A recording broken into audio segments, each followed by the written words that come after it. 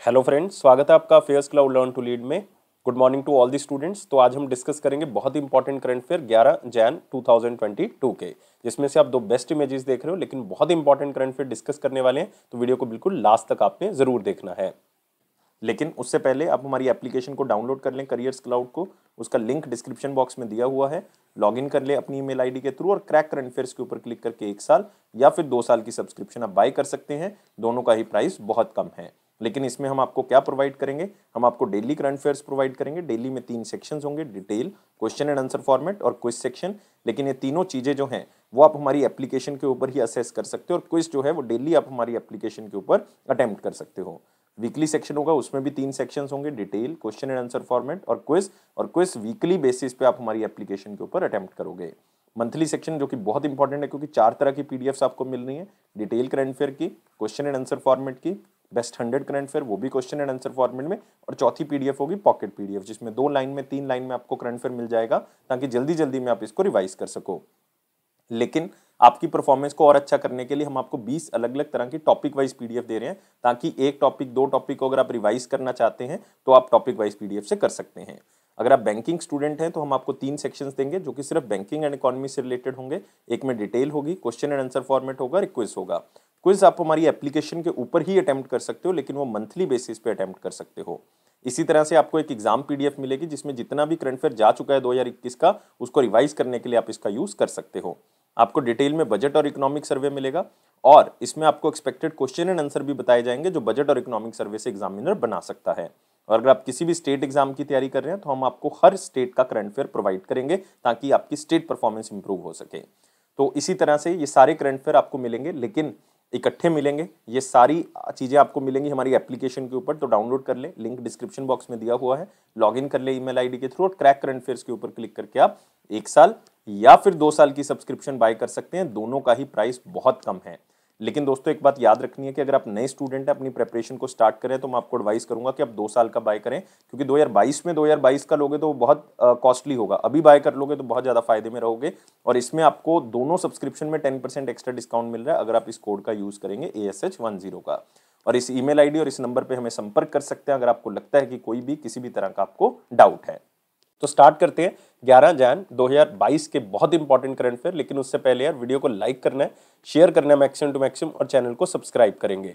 और आप Telegram group को हमारे डिस्क्रिप्शन बॉक्स से ज्वाइन कर सकते हैं। तो मोस्ट इंपॉर्टेंट में पहला क्वेश्चन है, who has became the first India city to have a water metro project. तो क्वेश्चन को स्लाइड से आपने जरूर याद रखना है, बहुत ही इंपॉर्टेंट है। और इसमें जो है वो आप कह सकते हो कि बोट के थ्रू जो है वो मेट्रो सर्विसेज प्रोवाइड की जाएंगी। तो आंसर क्या होगा इसका? कोच्चि होगा, सी होगा। और कोच्चि कहां पे है? केरला के अंदर। तो आपने याद रखना है, इंडिया की पहली सिटी या पहला शहर इंडिया का जो कि वाटर मेट्रो प्रोजेक्ट के बेसिस पे काम कर रहा है, वो है कोच्चि। और या आप कह सकते हो स्टेट में पूछे तो केरला। लेकिन इन्होंने पहली बोट जो है उसका उद्घाटन किया, और पहली बोट का नाम क्या है? म्यूजरिस। अब होगा क्या कि ये 23 अलग अलग तरह की जो है बैटरी से चलने वाली जो है वो किश्तियां चलाएंगे, इलेक्ट्रिक बोट्स आप कह सकते हो। और इन बोट्स का निर्माण जो है वो एक कंपनी कर रही है, जिसका नाम है कोचिन शिपयार्ड लिमिटेड।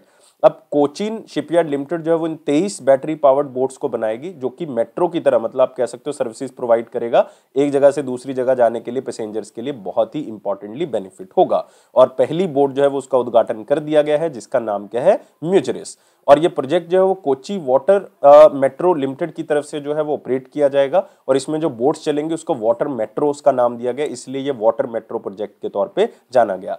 और पूरी तरह से फुली एयर कंडीशनड होंगी ये बोट्स, और आप कह सकते हो बहुत बड़ी बड़ी विंडोज जो है वो लगी होंगी, ताकि आप कह सकते हो कि जितने भी लोग इसमें ट्रेवल करेंगे वो बहुत ही ज्यादा कंफर्टेबली ट्रेवल कर सकें। लेकिन इसकी खास बात क्या है कि इसमें LTO बैटरीज का यूज किया जा रहा है, मतलब आप कह सकते हो लिथियम टाइटनेट ऑक्साइड बैटरीज का यूज किया जा रहा है, जो कि बेस्ट और सेफेस्ट बैटरी टेक्नोलॉजी के अंदर मानी जाती है, और बहुत ही फेमस है ये फास्ट चार्जिंग के लिए। मतलब आप कह सकते हो जितने टाइम तक पैसेंजर जो है वो इसमें बोर्ड करेंगे, इसमें जाएंगे, 10 से 15 मिनट लगेंगे उनको बैठने में या शिप को चलने में, तो उसमें ये पूरा का पूरा चार्ज हो जाएगा। इतना फास्ट चार्जिंग सिस्टम जो है इस बैटरी के अंदर है। और ये पोल्यूशन को तो कम करेगा ही करेगा, साथ में ट्रैफिक की समस्या को भी कोच्चि के अंदर जरूर कम करेगा। और हम यहाँ पे बात कर रहे थे केरला की, तो केरला के जो चीफ मिनिस्टर हैं वो है हमारे पास पिनराई विजयन, और यहाँ पे गवर्नर है आरिफ मोहम्मद खान। आरिफ मोहम्मद खान। यहाँ पे आपको मिल जाएंगे बहुत इंपॉर्टेंट नेशनल पार्क्स। यहाँ पे आपको मिल जाएगा साइलेंट वैली नेशनल पार्क, यहीं पे आपको मिलेगा इरेविकुलम नेशनल पार्क, यहीं पे आपको मिलेगा अनाईमुडी नेशनल पार्क, अनाईमुडी शोला नेशनल पार्क, यहीं पे आपको मिलेगा पेम्पा दम शोला नेशनल पार्क, बहुत ही फेमस है। यहीं पे आपको मिलेगा Periyar national park, one of the famous national park of India. तो बहुत इंपॉर्टेंट नेशनल पार्क आप यहाँ पे देख रहे हो। इसी के साथ अगले सेक्शन के ऊपर बढ़ेंगे जो है वेरी इंपॉर्टेंट क्वेश्चन सेक्शन। लेकिन वीडियो को लाइक करना है, शेयर करें मैक्सिमम टू मैक्सिमम और चैनल को सब्सक्राइब कर लें और टेलीग्राम ग्रुप को आप डिस्क्रिप्शन बॉक्स से ज्वाइन कर सकते हैं। तो पहला क्वेश्चन है इसमें, who became India 73rd chess grand master. देखो अपने आप में एक टाइटल है बहुत बड़ा, तो हम हमेशा करते हैं लाइक आपने जो याद रखना है वो 72nd 73rd, ये दो तो आपने याद रखने ही रखने हैं जो बहुत इंपॉर्टेंट है, क्योंकि जब लेटेस्ट ऐड हो जाता है तो पुराने वाला साथ में पूछा जा सकता है। तो जो 73rd चेस ग्रैंड मास्टर बने हैं वो हैं भारत सुब्रमण्यम। तो याद रखना है आंसर क्या होगा, बी होगा। ये कहां से बिलोंग करते हैं, तमिलनाडु चेन्नई से बिलोंग करते हैं। तो इन्होंने रिसेंटली जो है वो एक टूर्नामेंट जीता, उसके अंदर जो है वो आप कह सकते हो इस टूर्नामेंट के अंदर इन्होंने 6.5 जो पॉइंट्स है वो हासिल किए 7 पॉइंट्स में से। तो 73rd चेस ग्रैंड मास्टर जो है बन चुके हैं। तो आप इनका चेहरा देख सकते हो, Bharat Subramaniam 73rd chess grand master India के बने हैं। और इनके कोच जो है वो एम श्याम सुंदर हैं, जो कि खुद एक ग्रैंड मास्टर रह चुके हैं और ये इंटरनेशनल मास्टर का टाइटल ऑलरेडी जीत चुके थे जब ये 11 साल 8 महीने के थे 2019 के अंदर। और आपने याद रखना है इसमें 71st से लेके 73rd तक सारी ऑप्शंस मैंने इंक्लूड किए हैं। लाइक संकल्प गुप्ता आप देख रहे हो, ये 71st ग्रैंड मास्टर रह चुके हैं इंडिया के। मित्रबा गुहा ये 72nd ग्रैंड मास्टर रह चुके हैं, इसका मतलब इससे पहले लेटेस्ट यही थे, ये आपको पूछा जा सकता है। आर राजा ऋत्विक ये 70th ग्रैंड मास्टर रह चुके हैं देश के। तो 73rd लेटेस्ट है, 72nd आपने साथ में याद रखना है, चाहे क्वेश्चन को सिर्फ स्लाइड से ही याद कर ले। अगला क्वेश्चन है हमारे पास, who is appointed as the vice president of Asian infrastructure investment bank. तो total Asian infrastructure investment bank में 5 वाइस प्रेसिडेंट होते हैं, जिसमें से एक वाइस प्रेसिडेंट जो है वो इंडिया से अपॉइंट किया गया और वो है आरबीआई के फॉर्मर गवर्नर, जिनका नाम क्या है, उर्जित पटेल। तो आप कह सकते हो former governor reserve bank of India के उर्जित पटेल जो है वो एक वाइस प्रेसिडेंट अपॉइंट किए गए एशियन इंफ्रास्ट्रक्चर इन्वेस्टमेंट बैंक के। कितने साल के लिए, 3 साल के लिए इनको अपॉइंट किया गया है। इनका टाइम पीरियड होगा 2022 से लेकर 25 तक और इनका टाइम पीरियड जो है वो 1 फरवरी से स्टार्ट होगा और 2025 तक चलेगा। 3 साल के लिए इनको अपॉइंट किया गया है। इससे पहले ये पोजीशन जो है वो एक पर्सन थे डीजे पांड्यान, उनके पास थी, लेकिन डीजे पांड्यान रिटायर हो चुके हैं। अब ये पोजीशन किसके पास चली गई है, उर्जित पटेल जी के पास। तो आप देख सकते हो आरबीआई के former governor Urjit Patel vice president बन चुके हैं एशियन इंफ्रास्ट्रक्चर इन्वेस्टमेंट बैंक के। 3 साल के लिए बने हैं। टोटल 5 वाइस प्रेसिडेंट होते हैं एशियन इंफ्रास्ट्रक्चर इन्वेस्टमेंट बैंक में। जो चेयरमैन इनके हैं वो कौन है, जिन ल्यूकुन। तो ये आपने थोड़ा सा नाम जो है वो याद रख लेना, जो कि चाइना से बिलोंग करते हैं। चेयरमैन है ये इन एशियन इंफ्रास्ट्रक्चर इन्वेस्टमेंट बैंक के। और Asian infrastructure investment bank India के लिए दोस्तों बहुत इंपॉर्टेंट है, क्योंकि India second largest share holder है एशियन इंफ्रास्ट्रक्चर इन्वेस्टमेंट बैंक में, क्योंकि पहला स्थान जो है वो किसके पास है, चाइना के पास है। और इंडिया के लिए ये बैंक इसलिए भी इंपॉर्टेंट है क्योंकि बहुत ज़्यादा फाइनेंस जो है वो इंडिया को इस बैंक ने किया हुआ है ऑलरेडी। बहुत से प्रोजेक्ट इंडिया में चल रहे हैं जो इन्होंने फाइनेंस किए, जैसे जो एनर्जी से रिलेटेड हैं, वाटर से रिलेटेड हैं, ट्रांसपोर्ट से रिलेटेड हैं। या आप कह सकते हो 2 बहुत बड़े मेट्रो प्रोजेक्ट्स, एक तो हमारे पास कौन सा, बेंगलुरु मेट्रो प्रोजेक्ट्स या बेंगलुरु मेट्रो प्रोजेक्ट, एक चेन्नई मेट्रो प्रोजेक्ट। ये दोनों फंड जो है वो कौन कर रहा है, एशियन इंफ्रास्ट्रक्चर इन्वेस्टमेंट बैंक ही कर रहा है। और इवन कोविड-19 के रिलीफ के लिए कि हम जो है वो इमरजेंसी रिस्पांस फंड के तौर पे जो है वो इन्होंने दिया और हम अच्छे से जो है वो कोविड को टैकल कर सके, इन्होंने 500 मिलियन यूएसडी जो है वो भी प्रोवाइड किए हैं। तो इंडिया के लिए बहुत ही आप कह सकते हो इंपॉर्टेंट बैंक है एशियन इंफ्रास्ट्रक्चर इन्वेस्टमेंट बैंक। इसके बारे में भी थोड़ा सा याद कर लें। इसको 2016 में जो है वो बनाया गया था। इसका हेडक्वार्टर जो है वो बीजिंग में है, चाइना के अंदर। और इसका जो मोटो है वो है I4T, मतलब इंफ्रास्ट्रक्चर फॉर टुमारो। तो याद रखना है एशियन इंफ्रास्ट्रक्चर इन्वेस्टमेंट बैंक। इसी के साथ अगले क्वेश्चन के ऊपर आएंगे। National health mission launched project Nirmay in which state. तो एक प्रोजेक्ट लॉन्च किया गया है निर्मय प्रोजेक्ट, जिसका मेन मकसद क्या है, जिसका मेन मकसद है कि जितनी भी हेल्थ सर्विसेज हैं उसको डिजिटाइज कर दिया जाए, उसको डिजिटाइज किया जाए और लोगों तक जो है वो उनको पहुंचाया जा सके। और ये किया गया है असम के अंदर। तो आंसर क्या होगा, ए होगा। तो आप यहाँ पे देख सकते हैं नेशनल हेल्थ मिशन ने एक निर्मय प्रोजेक्ट लॉन्च किया है, कौन सी स्टेट के अंदर, असम के अंदर। तो अब आप कह सकते हो कि इस प्रोजेक्ट को असम के अंदर चलाया जाएगा। जो उसके वेलनेस सेंटर्स हैं असम के अंदर, ब्लॉक प्राइमरी हेल्थ सेंटर्स हैं, या आप कह सकते हो डिस्ट्रिक्ट हॉस्पिटल्स हैं, उनको जो है वो एक साथ डिजिटल जोड़ा जाएगा और खास करके पहले ये 3 डिस्ट्रिक्ट्स में असम की स्टार्ट किया जाएगा, फिर इसको जो है वो धीरे धीरे करके पूरे असम में जो है वो लॉन्च किया जाएगा। तो आप कह सकते हो हेल्थ सिस्टम को मजबूत करने के लिए नीचे से क्योंकि इसमें जो wellness centre, block primary health centre और डिस्ट्रिक्ट हॉस्पिटल्स को लिया गया है, और साथ में हेल्थ केयर सर्विसेज की जो क्वालिटी है उसको इंप्रूव करने के लिए इसको किया जा रहा है। तो निर्मय प्रोजेक्ट हेल्थ सिस्टम को डिजिटाइज करने के लिए कौन सी स्टेट के अंदर? असम के अंदर। लेकिन इसमें एक इंपॉर्टेंट चीज और है, national health mission. National health mission को 2013 में लॉन्च किया गया था। इसके 2 पार्ट हैं, एक तो है national rural health mission, national rural health mission, और एक इसका पास है national urban health mission. National rural health mission पहले लॉन्च किया गया था 2005 में, इसको 2013 में, तो हमने इसका नाम क्या रख दिया? National health mission. और इसका मेन मकसद यही है कि सबको इक्विटेबल, अफोर्डेबल और क्वालिटी हेल्थ सर्विसेज जो है मिल सके, सब लोग जो हैं वो हेल्थ सिस्टम के अंदर जुड़ सकें और सबको जो है वो सही तरह का ट्रीटमेंट जो है वो मिल सके। और असम के बारे में खासतौर से याद रखना है, चीफ मिनिस्टर जो है वो हिमंत बिस्वा शर्मा है और प्रोफेसर जगदीश मुखी जो है वो इनके गवर्नर हैं, और वो नागालैंड के भी गवर्नर हैं। यहाँ पे आपको मिलेंगे बहुत ही famous national park, Kaziranga national park मिल जाएगा, मानस बायोस्फीयर रिजर्व मिल जाएगा, दिब्रू साइखोवा बायोस्फीयर रिजर्व मिल जाएगा। यहाँ पे आपको मिलेगा रायमोना नेशनल पार्क जो कि one of the latest national park है। दहिंग पटकाई नेशनल पार्क मिल जाएगा, ये भी one of the latest national park है असम का। अगले क्वेश्चन के ऊपर आते हैं, पहला प्रवासी भारतीय दिवस जो है वो किस ईयर में मनाया गया था? तो आपको पता होना चाहिए, प्रवासी भारतीय दिवस मतलब एनआरआई डे की हम बात कर रहे हैं, और हर साल ये 9 जनवरी को मनाया जाता है, क्योंकि 9 जनवरी को 1915 में गांधी जी जो है वो साउथ अफ्रीका से कहाँ लौटे थे? इंडिया में। तो सबसे बड़े प्रवासी जो है वो गांधी जी माने गए हैं और वो इंडिया में लौटे थे। तो इस बार जो है वो 2022 में हम 17th प्रवासी भारतीय दिवस जो है वो मना रहे हैं, और पहली बार हमने कौन से ईयर में मनाया था? 2003 में। तो आंसर क्या होगा इसका? बी होगा। तो आप यहाँ पे देख सकते हैं प्रवासी भारतीय दिवस 9 जनवरी 2022, क्योंकि गांधी जी इस दिन लौटे थे। और मिनिस्ट्री ऑफ एक्सटर्नल अफेयर्स का अगर हम एक डाटा देखें तो उस डाटा के अकॉर्डिंग 32 मिलियन एनआरआईज जो हैं वो इंडिया के बाहर रह रहे हैं या ओवरसीज इंडियंस के तौर पे काम कर रहे हैं, लेकिन ये इंडिया का, या आप कह सकते हो पूरे वर्ल्ड में लार्जेस्ट ओवरसीज डायस्पोरा है जो किसी और कंट्रीज में रहता है। तो मिनिस्ट्री ऑफ एक्सटर्नल अफेयर के बारे में भी याद रखें, यूनियन मिनिस्टर एस जयशंकर है जो कि मेन इस दिन को सेलिब्रेट करती है मिनिस्ट्री, और राज्यसभा के मेंबर हैं गुजरात से। याद रखोगे, ब्यूरोक्रेट थे पहले, अब पॉलिटिशियन बन चुके हैं। अगले क्वेश्चन के ऊपर आते हैं, किसको नया सेक्रेटरी जनरल अपॉइंट किया गया organization of the petroleum exporting countries, OPEC का? इससे पहले हमने किया था एशियन इंफ्रास्ट्रक्चर इन्वेस्टमेंट बैंक का। आप देख सकते हो पीछे हमने क्वेश्चन किया था, उसमें भी हम कुछ ऑप्शंस डिस्कस कर सकते थे, हमने की नहीं है उसके अंदर। तो आप देख सकते हो इसमें आपको 4 ऑप्शंस दिख रही हैं, जैसे कि इसमें आपको एक नाम दिख रहा है इत्रा देविस, इनको रिसेंटली बनाया गया मैनेजिंग डायरेक्टर एंड सीईओ कौन से बैंक का? उज्जीवन स्मॉल फाइनेंस बैंक का, उज्जीवन स्मॉल फाइनेंस बैंक।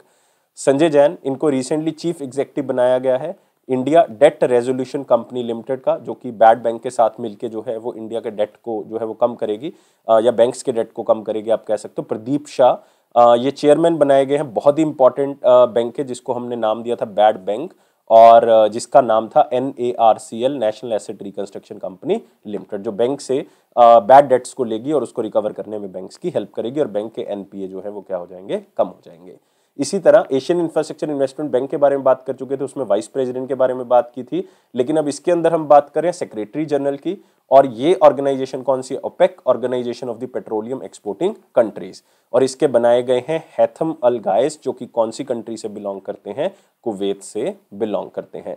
इससे पहले ये पोजीशन जो है वो किसके पास थी? इससे पहले मोहम्मद बारकिंदो के पास थी, जो कि कहाँ से बिलोंग करते थे? नाइजीरिया से बिलोंग करते थे। तो बहुत इंपॉर्टेंटली जितनी भी चीजें मैं आपको बता रहा हूँ वो याद करते रहना है, उसको दोबारा सुनते रहना है, ताकि आपके दिमाग में वो चली जाए अपने आप ही। आपको जो है वो टाइम पीरियड पे जब आपका एग्जाम होगा तो अपने आप ही याद आ जाएगी। और कितने साल के लिए इनको अपॉइंट किया गया दोस्तों? 3 साल के लिए इनको अपॉइंट किया गया, 2022 से लेके 25 तक ये रहेंगे, और इनका टाइम पीरियड 1 अगस्त 2022 को स्टार्ट होगा। लेकिन इस क्वेश्चन में सबसे इंपॉर्टेंट है ये ऑर्गेनाइजेशन ओपेक। ओपेक की कितनी मेंबर कंट्रीज हैं? 13 है। लेकिन जब इसको स्टार्ट किया गया था 1960 में, तो इसको सिर्फ 5 ही कंट्रीज ने स्टार्ट किया था। कौन कौन सी कंट्रीज थी? इसमें ईरान था, इसमें इराक था, इसमें कुवैत था, आप कह सकते हो वो कंट्रीज जो कि like oil exporting countries, oil ज्यादा है जिनके पास, सऊदी अरबिया है, वेनेजुएला है। तो इन 5 कंट्रीज ने ग्रुप को बनाया था। आज इसकी 13 कंट्रीज मेंबर हैं, और इसका हेडक्वार्टर जो है वो कहाँ पे है? वियना ऑस्ट्रिया के अंदर, वियना ऑस्ट्रिया के अंदर। और एक बात और याद रखनी है कि इसको बगदाद कॉन्फ्रेंस के थ्रू जो है वो बनाया गया था। जस्ट आपकी नॉलेज के लिए बता रहा हूँ, लेकिन ओपेक जो है बहुत इंपॉर्टेंट ऑर्गेनाइजेशन है। लेकिन इसमें आप यहाँ पे देख सकते हो इनका चेहरा, organization of petroleum exporting country के जो नए चीफ एग्जीक्यूटिव या आप कह सकते हो सेक्रेटरी जनरल अपॉइंट किए गए हैं वो हैथम अल गाइस, जो कि कुवैत से बिलोंग करते हैं, उनको अपॉइंट किया गया है। लेकिन बाकी जो नाम देख रहे हो बहुत इंपॉर्टेंट है। रिसेंटली हमने इन अपॉइंटमेंट्स को डिस्कस किया था। सोमा शंकर प्रसाद ये बनाए गए हैं मैनेजिंग डायरेक्टर एंड सीईओ कौन से बैंक के, यूको बैंक के, याद रखोगे। और कार्ल नेहमर ये बनाए गए हैं नए चांसलर। क्या बनाए गए हैं? नए चांसलर। कौन सी कंट्री के? ऑस्ट्रिया के, ऑस्ट्रिया के। और आपको पता है कि जर्मनी के तो ओलाफ शोल्ज हैं, तो कंफ्यूज नहीं होना, कार्ल नेहमर जो है वो ऑस्ट्रिया के हैं। अगले क्वेश्चन के ऊपर आते हैं। एडल्विस ग्रुप और कौन से बैंक ने को लेंडिंग एग्रीमेंट साइन किया है ताकि प्रायोरिटी सेक्टर्स को पैसा दिया जा सके? और मैं आपको आरबीआई की कुछ गाइडलाइंस बताना चाहता हूं कि आरबीआई ने कहा हुआ है कि अगर कोई बैंक और कोई लाइक एनबीएफसी कोई को लेंडिंग एग्रीमेंट साइन करते हैं वो, तो इसका मतलब 90 या 80% पैसा मैक्सिमम टू मैक्सिमम जो है वो बैंक दे सकता है और 20% मिनिमम एनबीएफसी को देना पड़ेगा।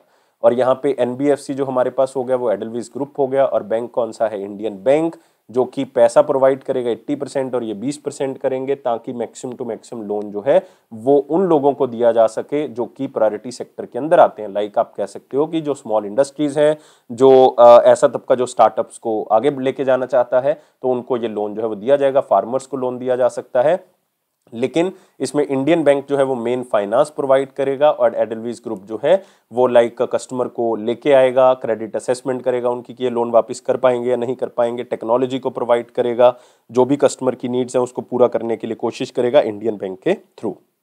लेकिन इंडियन बैंक के बारे में याद रखना है, शांति लाल जैन, शांति लाल जैन जो है वो सीईओ हैं इस बैंक के। हेडक्वार्टर इसका चेन्नई है, चेन्नई तमिलनाडु। इसको एस्टैब्लिश किया गया 1907 में और टैगलाइन है your own bank, your own bank. अगले क्वेश्चन के ऊपर आते हैं। लेकिन आप देख सकते हो एडल्विस ग्रुप ने इंडियन बैंक के साथ टाइप किया है ताकि को लेंडिंग एग्रीमेंट के थ्रू हम जो है प्रायोरिटी सेगमेंट को पैसा दे सके। नेक्स्ट है 24th national conference on e governance जो है वो कहाँ पे हुई? 2020-21 की कहाँ पे हुई? तो सिंपल सा क्वेश्चन है, ये है ई गवर्नेंस को आगे बढ़ाने का एक लाइक आप कह सकते हो मीटिंग, जिसमें मैक्सिमम टू मैक्सिमम स्टेट्स जो है या सेंटर गवर्नमेंट जो है वो लोगों तक ई गवर्नेंस के थ्रू जो है वो अपनी सर्विसेज जो है वो पहुंचा सके। और ये ऑर्गेनाइज की गई कहाँ पे? हैदराबाद के अंदर। अगर आपको एग्जामिनर स्टेट पूछे तो आंसर क्या होगा? तेलंगाना होगा। तो आपने याद रखना है ये कॉन्फ्रेंस को department of administrative reforms and public grievances ने जो है वो क्या किया है, उसको चलाया है या इस कॉन्फ्रेंस को आगे बढ़ाया है, जो कि ministry of electronics of information technology का पार्ट है और साथ में गवर्नमेंट ऑफ तेलंगाना ने मिलकर इसको आगे बढ़ाया है। तो आप यहाँ पे देख सकते हैं 24th national conference on e governance 2021 Hyderabad के अंदर हुई, तेलंगाना के अंदर। थीम क्या था? इंडियाज टेकेड डिजिटल गवर्नेंस इन ए पोस्ट पेंडेमिक वर्ल्ड। मतलब यह टेक्नोलॉजी के थ्रू हम लोगों तक सर्विसेज पहुंचा सकते हैं सरकार की। और इसी दिन जो है वो नेशनल अवार्ड दिए गए ई गवर्नेंस को लेके, जो कि अलग अलग मिनिस्ट्रीज, डिपार्टमेंट्स, आप कह सकते हो public sector undertakings, academic and research institutions, government, districts, तो बहुत सी कैटेगरीज हैं इसके अंदर।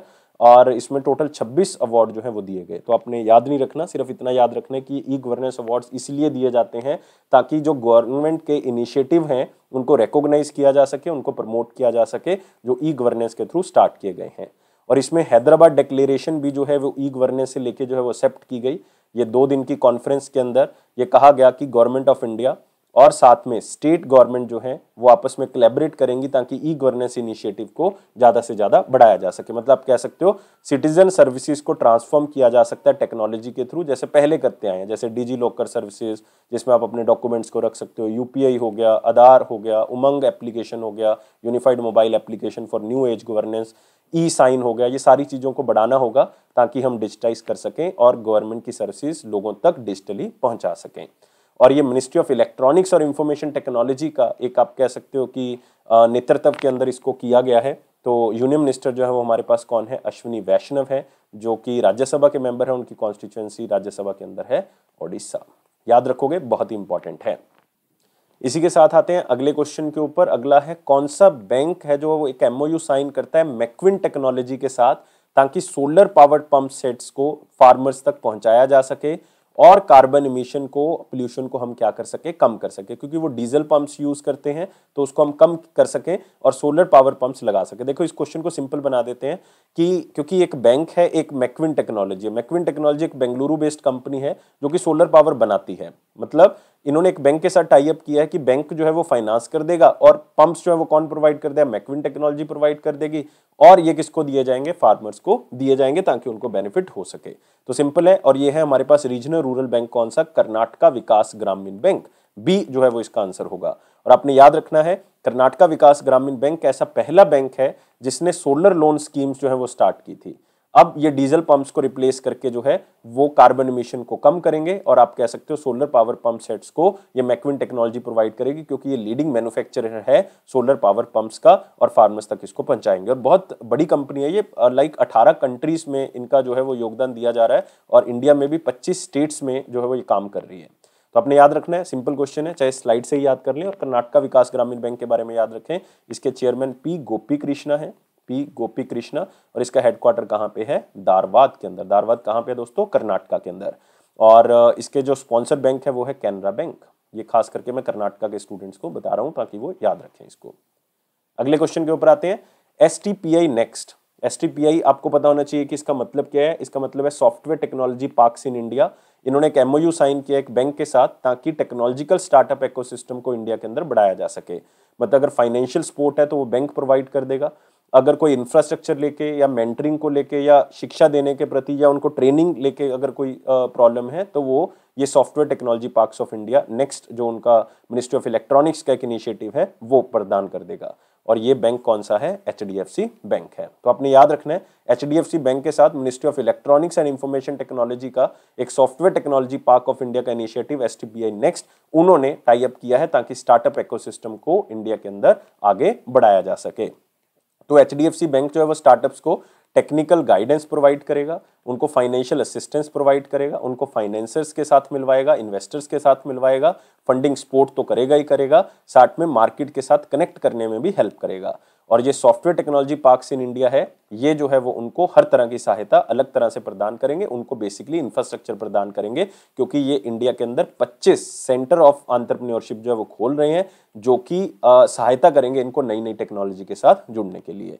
तो आपने याद रखना है software technology parks of India जो है वो स्टार्टअप इकोसिस्टम को बूस्ट करने के लिए ही बनाया गया है। और इसके डायरेक्टर जनरल कौन है, अरविंद कुमार, अरविंद कुमार। और याद रखना है ये किसके अंदर आता है, ministry of electronics and information technology, Ashwini Vaishnaw इसके यूनियन मिनिस्टर हैं। अगले क्वेश्चन के ऊपर आते हैं, 9th edition of north east festival जो है वो कहां पे मनाया गया। तो ये तो क्लियर है कि यार वो नॉर्थ ईस्ट स्टेट में ही मनाया गया होगा, और ये 9th एडिशन है, और इसका उद्घाटन जो किया है वो जगदीश मुखी ने किया है। जगदीश मुखी जी जो कि गवर्नर हैं कहाँ के, असम के, और उनके पास एडिशनल चार्ज है नागालैंड का। तो ये कहाँ पे किया गया, गुवाहाटी के अंदर किया गया, ए जो है वो इसका आंसर होगा। ये 3 दिन बनाया गया, 7, 8 और 9 जैन को बनाया गया 2022 में। और आप कह सकते हो कि जगदीश मुखी जी ने इसका उद्घाटन किया। इसका मेन मकसद होता है कि जो नॉर्थ ईस्ट रीजन का जो कल्चर है उसको प्रमोट किया जा सके, और साथ ही साथ जो है वो टूरिज्म को इंक्रीज किया जा सके नॉर्थ ईस्टर्न रीजन के अंदर। और आपको पता है टोटल कितनी स्टेट्स हैं, 8 हैं इसके अंदर, जिसको हम M3A² से याद रखते हैं। मेघालय, मिजोरम, मणिपुर, अरुणाचल प्रदेश, असम, नागालैंड, त्रिपुरा और सिक्किम। और इसमें लाइक ये कार्निवल की तरह होता है जो कि बहुत बड़े लेवल पे इसको ऑर्गेनाइज किया जाता है, जिसमें बिजनेस अपॉर्चुनिटीज, इकोनॉमिक और सोशल पॉलिटिकल इश्यूज उस रीजन के डिस्कस भी किए जाते हैं, और उसको दूर करने के लिए योगदान भी दिया जाता है। और नॉर्थ ईस्टर्न रीजन को डेवलप करना यही इस टाइम पे पहल है, और बहुत ही सुंदर लाइक वो एरिया जिसको हम बहुत ही अच्छे तरीके से डेवलप कर सकते हैं। तो अपने सिंपल क्वेश्चन को याद रखना है। RBI ने अपना एक नया इंटरनल डिपार्टमेंट बनाया जो कि फाइनेंशियल टेक्नोलॉजी से रिलेटेड है, जो कि इनोवेशन को आगे बढ़ाएगा। और ये पहले जो है वो एक डिपार्टमेंट था DPSS, जिसका मतलब था department of payment and settlement system. ये एक फाइनेंशियल टेक्नोलॉजिकल डिवीजन थी RBI की, लेकिन अब इन्होंने एक डिपार्टमेंट ही अलग बना दिया है, लेकिन इंटरनल डिपार्टमेंट है ये। और इस डिपार्टमेंट का मेन काम होगा कि फाइनेंशियल टेक्नोलॉजी से जुड़े हुए जो भी चैलेंजेस हैं उनको जो है वो दूर किया जा सके, उसको जो है वो हम एड्रेस कर सकें, और नई अपॉर्चुनिटीज क्रिएट की जा सके इस सेक्टर के अंदर। लेकिन मोस्ट इंपॉर्टेंट चीज़ है, इसको लीड कौन करेगा, अजय कुमार चौधरी जो है वो इसको लीड करेंगे, जो कि अभी RBI के एग्जीक्यूटिव डायरेक्टर बनाए गए हैं, वो इस डिपार्टमेंट के हेड होंगे। और ये डिपार्टमेंट जो है वो अटैच किया गया सेंट्रलाइज्ड एडमिनिस्ट्रेटिव डिवीजन के साथ, जो कि सेंटर ऑफिस के अंदर स्थित है। तो आप कह सकते हो कि ये कोऑर्डिनेशन करेगा फाइनेंशियल टेक्नोलॉजी से रिलेटेड जितनी भी प्रॉब्लम्स हैं और रिपोर्ट सबमिट करेगा अपनी किसको, सेंट्रलाइज्ड एडमिनिस्ट्रेटिव डिवीजन को, ताकि इसके ऊपर जो है वो हम फाइनेंशियल टेक्नोलॉजी से रिलेटेड जो भी प्रॉब्लम्स है उसको दूर कर सकें। सिंपल क्वेश्चन है, सिर्फ इसको देखना है एक बार, इसको रीड करना है। नेक्स्ट आता है चाइना का जो चैंग ई या चेंज 5 ल्यूनर लैंडर है वो लाइक आप कह सकते हो कि चंद्रमा के ऊपर उतरा और उन्होंने एविडेंस ढूंढे पानी होने के वहां पे। तो ये एक जर्नल पब्लिश किया गया है जर्नल साइंस एडवांस की तरफ से। तो उन्होंने बताया है कि ये मतलब पहला ऐसा एविडेंस मिला है जो कि पत्थर के अंदर जो है वो पानी होने के सबूत मिले हैं या मिट्टी के अंदर जो है वो सॉइल होने के सबूत हैं वो मिले हैं। तो जो सोलर विंड है वो कंट्रीब्यूट करती है वहां पे ह्यूमिडिटी को, जिसके कारण जो है उसकी मिट्टी में जो है वो हाइड्रोजन पाया गया और यहाँ पे हाइड्रोजन के होते हुए जो है पानी H2O जो है वो बन जाएगा। और ये आप कह सकते हो कि वहां के जो छोटे छोटे पत्थर हैं उसके नीचे भी और जो उनका सरफेस है उसके नीचे भी ये जो है वो पानी के सबूत जो है वो मिले हैं। लेकिन इसमें इंपॉर्टेंट क्या है, ये मिशन चेंज 5 या चैंग E5 ये 5वां जो है वो चंद्रमा का मिशन है जो चाइनीज ल्यूनर एक्सप्लोरेशन प्रोग्राम के अंदर आता है और चाइना का पहला ऐसा ल्यूनर मिशन था जो वापिस आया, मतलब जो सैंपल इकट्ठा करके वापस लेके आया। ये नवंबर 2020 में लॉन्च किया गया था और दिसंबर 2020 में जो है ये वापस आ गया सैंपल लेके। और आप कह सकते हो कि यहाँ पे उन्होंने एक नई जगह को जो है वो लोकेट किया, वहां पे ये उतरा, वहां से ये आप कह सकते हो सैंपल्स को इकट्ठे करके लेके आया। लेकिन आपने इस ल्यूनर मिशन का नाम याद रखना है, क्या है, चैंग ई या चेंज 5। अगले क्वेश्चन के ऊपर आते हैं जो है इंपॉर्टेंट क्वेश्चन सेक्शन। लेकिन वीडियो को लाइक करना है, शेयर करें यार मैक्सिमम टू मैक्सिमम और चैनल को सब्सक्राइब कर दें और टेलीग्राम ग्रुप को आप डिस्क्रिप्शन बॉक्स से ज्वाइन कर सकते हैं।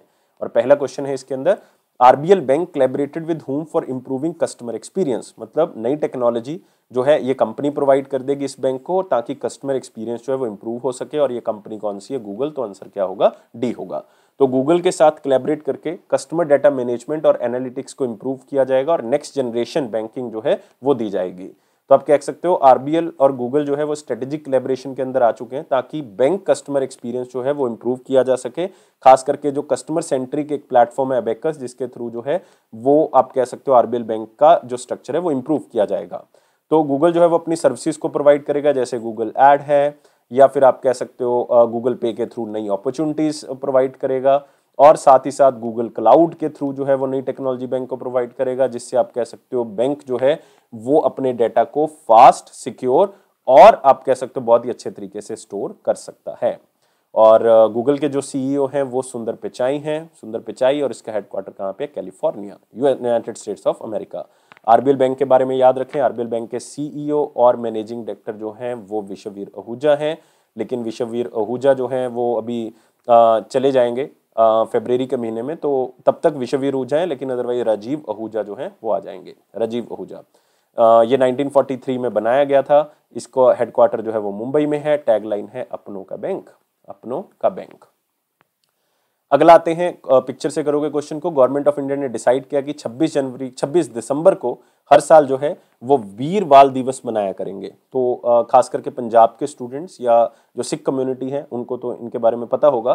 तो 26 दिसंबर को इसलिए क्योंकि 26 दिसंबर 1705 में एक आप कह सकते हो गवर्नर होता था जिसका नाम था वजीर खान। क्या नाम था, वजीर खान। तो उसने दो छोटे बेटे जो गुरु गोविंद सिंह जी के थे, जिनका नाम था साहिबजादा जोरावर सिंह जी और एक का नाम था साहिबजादा फतेह सिंह जी, इनको जिंदा दीवारों में चिनवा दिया था। तो जिंदा दीवारों में चिनवा दिया तो ये आप कह सकते हो कि बहुत ही लाइक दुखदाई घटना जो है वो उस टाइम पीरियड पे हुई। और इसी दिन को जो है वो वीर बाल दिवस, उनकी बहादुरी के दिन पे जो है वो सेलिब्रेट किया जाएगा। तो क्यों उनको जिंदा चिनवा दिया गया था वजीर खान की तरफ से, उनको कहा गया था कि आप इस्लाम में कन्वर्ट हो जाएं, लेकिन ऐसा नहीं हुआ तो उनको जिंदा चिनवा दिया गया। और उनके जो दो बड़े बेटे थे जिनका नाम था साहिबजादा अजीत सिंह जी और एक साहिबजादा जुझार सिंह जी, ये भी जो है वो मुगल आर्मी के खिलाफ लड़ते हुए बैटल ऑफ चमकौर में जो है वो इनकी डेथ हो गई थी। तो चारों बेटे जो है वो गुरु गोविंद सिंह जी ने अपने सिखिज्म के ऊपर जो है वो कुर्बान कर दिए। तो आप कह सकते हो 26 दिसंबर को हम ये वीर बाल दिवस जो है वो मनाया करेंगे और पहला 2022 में मनाया जाएगा। तो क्वेश्चन पॉइंट ऑफ व्यू से आपने इतना याद रखना है। अब आते हैं वन लाइनर इंपॉर्टेंट पॉइंट्स में, जिसमें पहला पॉइंट है गवर्नमेंट ऑफ इंडिया ने 26 दिसंबर को वीर बाल दिवस, अभी हम डिस्कस करके हटे हैं, सोवा कैपिटल ने कोलैबोरेशन किया है इंडियन इंटरनेशनल एक्सचेंज के साथ कि हम रशियन मार्केट को एक्सेसिबिलिटी प्रोवाइड करेंगे। मतलब जो इंडियन कस्टमर्स हैं, जो मेंबर्स हैं इंडियन इंटरनेशनल एक्सचेंज के, जो क्लाइंट्स हैं, जो एजेंट्स हैं, वो अब रशिया की मार्केट में इन्वेस्ट कर सकते हैं यहाँ पे बैठे हुए। और रशिया की मार्केट को हम कहते हैं MOEX, मतलब Russia's main trading venue for equity, bond, derivative, foreign exchange, money market के अंदर आप इन्वेस्ट कर सकते हो और ग्लोबल मार्केट को डायरेक्टली इंडिया से ही हैंडल कर सकते हो। तो इंडिया इंटरनेशनल एक्सचेंज याद रखना है, इसके MD और CEO वी बाला सुब्रमण्यम है। इस लाइन को रीड कर लें, बस याद रखने की जरूरत नहीं है। Bala Subramaniam 73rd chess grand master already कर चुके हैं। जम्मू एंड कश्मीर में कंपनी इन्वेस्ट कर रही है, सेंचुरी फाइनेंशियल $100 मिलियन इन्वेस्ट कर रही है। वो 3 होटल में इन्वेस्ट करेगी और एक कमर्शियल कम रेजिडेंशियल कम्प्लेक्स बना रही है। इससे क्या होगा, इंप्लॉयमेंट अपॉर्चुनिटीज जनरेट होगी और जम्मू कश्मीर जो अभी यूनियन टेरिटरी बना उसकी डेवलपमेंट में ये बहुत बड़ा योगदान होगा। जम्मू कश्मीर के जो लेफ्टिनेंट गवर्नर हैं या लेफ्टिनेंट जनरल हैं वो कौन है, मनोज सिन्हा। नेक्स्ट, चाइना का चेंज 5 ल्यूनर जो है वो फर्स्ट ऑन साइट एविडेंस है जो पानी को ढूंढ सका है चंद्रमा के ऊपर, हम ऑलरेडी कर चुके हैं। विश्व हिंदी दिवस या वर्ल्ड हिंदी डे 10 जनवरी को मनाया गया। हर साल इसको 10 जनवरी को मनाया जाता है ताकि हिंदी लैंग्वेज को प्रमोट किया जा सके। ये 10 जनवरी को इसलिए मनाया जाता है क्योंकि 10 जनवरी 1975 को एक वर्ल्ड हिंदी कॉन्फ्रेंस हुई थी दोस्तों, वर्ल्ड हिंदी कॉन्फ्रेंस। और याद रखना है ये वर्ल्ड हिंदी कॉन्फ्रेंस जो है वो 1975 में कहां पे हुई थी, नागपुर के अंदर हुई थी, नागपुर महाराष्ट्र के अंदर। और पहला हिंदी दिवस जो है वो 2006 को मनाया गया था। इसी के साथ अगले क्वेश्चन के ऊपर आते हैं। 9 और 10 जनवरी का जो क्वेश्चन था बहुत ही सिंपल क्वेश्चन था। क्वेश्चन था कि इनमें से कौन सा ऐसा बैंक है जिसका हेडक्वार्टर कलकत्ता में नहीं है, नहीं है। तो इसका मतलब सिंपल था, आंसर ढूंढ सकते थे, आंध्रा बैंक। आंध्रा बैंक का हेडक्वार्टर जो है वो आंध्रा में ही होगा, तो इसका हेडक्वार्टर जो है वो कहां पे है, हैदराबाद के अंदर है, जो कि अब तेलंगाना के अंदर चला गया है। तो याद रखना है आंध्रा बैंक का हेडक्वार्टर हैदराबाद में है। Question of the day, question of the day है आरबीआई जब बनाया गया उसकी पेड अप कैपिटल जो है वो कितनी थी जब उसने 1 अप्रैल 1935 में काम करना स्टार्ट किया था। ये क्वेश्चन मैं तीसरी बार पूछ रहा हूँ, तो सारे बच्चों ने जो है वो सही आंसर बताना है और मुझे आंसर कमेंट बॉक्स में बताएंगे। मैं वेट कर रहा हूँ आपके आंसर की, लेकिन वीडियो को लाइक करना है, शेयर करना है मैक्सिमम टू मैक्सिमम और चैनल को सब्सक्राइब कर देना है और टेलीग्राम ग्रुप को और इस बेल बटन को प्रेस कर लें ताकि नोटिफिकेशन ऑन टाइम मिल सके। और ये अफेयर्स क्लाउड का प्रॉमिस है कि आपके कॉन्फिडेंस को जरूर बूस्ट करेगा। इसी तरह से हमें सपोर्ट करते रहें, लेकिन यार लाइफ को बहुत ज्यादा सीरियस लेके काम नहीं करोगे, हमेशा खुश रहोगे स्माइली की तरह और इसी तरह से मुस्कुराते रहोगे। Thank you guys, take care and bye bye.